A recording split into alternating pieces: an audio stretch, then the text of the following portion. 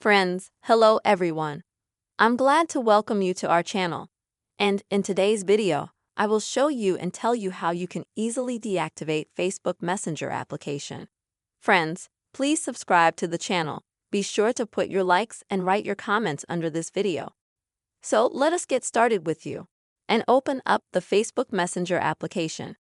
Next, in the upper left corner, click on the three bars. Next, click on the gear and scroll down to the bottom in the settings. Here, you'll need to go to the Meta Account Center. Next, click on Personal Information. Next, select this option right here and deactivate or delete. Now, you'll need to select the Facebook page that your messenger is linked to.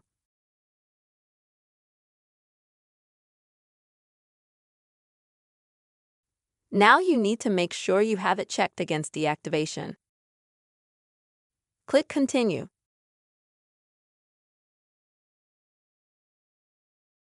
Scroll down, and here will be the information that along with deactivating this Facebook, you will also deactivate all parallel pages if you don't have one. Next, you will need to maintain a password.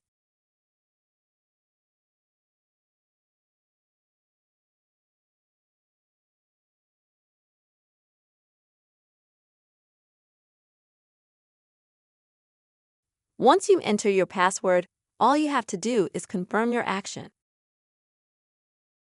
And let me tell you right away that you will only be able to deactivate Messenger for 30 days. After this period, Messenger will automatically be deleted.